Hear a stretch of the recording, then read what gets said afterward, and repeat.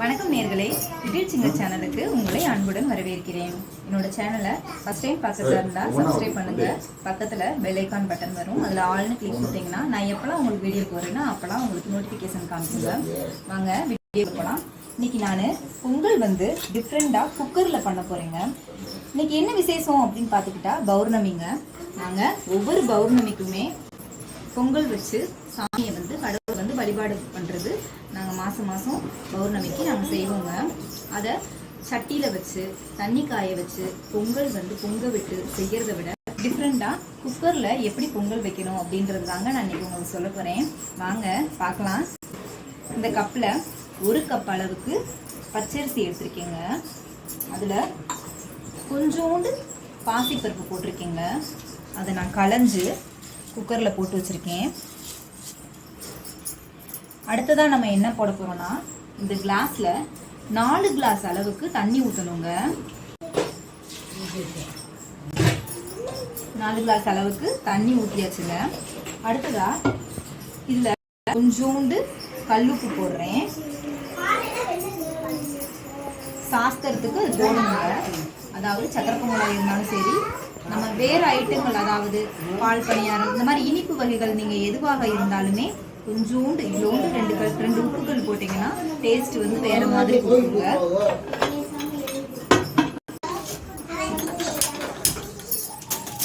மூடி வச்சுட்டேன். அது வேகிறதுக்குள்ள நம்ம மண்டவெல்லம் இப்போ நான் 100 அரிசி இதில் போட்டிருக்கேன். அப்படின்னா 200 மண்டவெல்லம் போடணும். அப்படின்னா தான் பொங்கல் டேஸ்ட்டாக இருக்கும். குக்கரில் அரிசியை வேக வச்சுருக்கோங்க. அரிசிக்கு சக்கரை பொங்கல் நம்ம செய்கிறோம் இல்லையா, அதுக்கு நமக்கு தேவையான அளவு நம்ம சக்கரை அதில் போடணும்ல, அதுக்கு மண்டவெல்லத்தை நான் நுணுக்கிட்டு இருக்கேங்க. நம்ம அரிசி வெந்துருச்சான்னு பார்க்கலாம். வெந்துருச்சுங்க, நல்லா வெந்துருச்சு பாருங்க. இந்த மாதிரி குலைவா இருந்தாதான் பொங்கல் நல்லா இருக்கும். விதையா இருந்ததுன்னா நல்லா இருக்காது. பொங்கலை இந்த அரிசியை நல்லா மசிச்சு விட்டுறணுங்க. வெள்ளத்தை ஊத்துனதுக்கு அப்புறம் மசியாது, விதையா ஆயிரும். நம்ம மசிச்சு விட்டுட்டு தான் வெள்ளத்தையே ஊத்தணும். பாருங்க,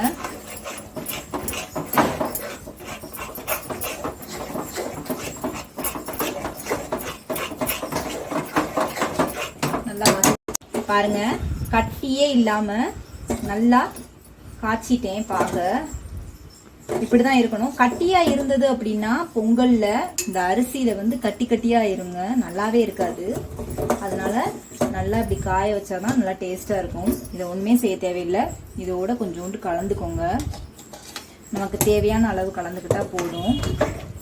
அதோட நம்ம கிண்டி விட்டுக்கிட்டே இருக்கணும்.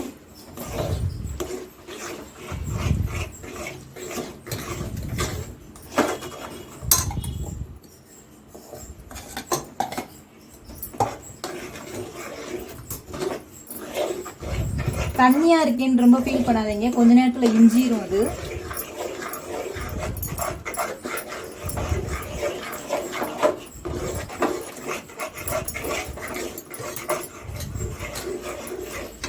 அடுப்பு பற்ற வச்சு நான் ஒரு குட்டி வடைச்சட்டி வச்சிருக்கேங்க. அதுல நான் நெய், நீங்க எவ்வளோக்கு எவ்வளோ நெய் ஊத்துறீங்களோ அவ்வளோக்கு அவ்வளோ பொங்கல் டேஸ்டா இருக்கும். நெய் ஊத்திட்டேன். இதுல பாருங்க, ஏலக்காய், கிஸ்மிஸ் பழம் இதை போட போகிறேன். நீங்கள் கொஞ்சமாக போட்டாலும் பரவாயில்ல. எங்கள் வீட்டில் குட்டி குட்டி குழந்தைங்க இருக்கிறனால அவங்க ரொம்ப விரும்பி இதை சாப்பிடுவாங்க. அதனால தான் நான் நிறைய போடுறேன். பாருங்க, ஏலக்காயை அப்படியே போடக்கூடாதுங்க. நுணுக்கி நல்லா தூளாக்கி போடணுங்க.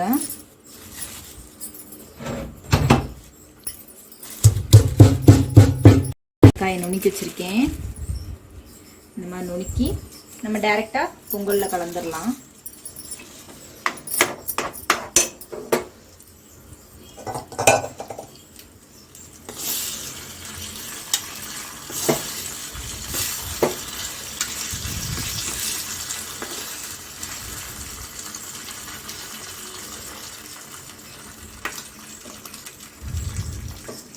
பாருங்க, கிஸ்மிஸ் பழம்லாம் இந்த மாதிரி பெருசு பெருசாக வரும். அப்படியே நம்ம பொங்கலில் ஊற்றிடலாங்க. இதில் பொங்கலில் எப்போவுமே நீங்கள் டால்டா சேர்த்திங்கன்னா நல்லாவே இருக்காதுங்க. குக்கர் பொங்கல் ரெடி ஆயிடுச்சு.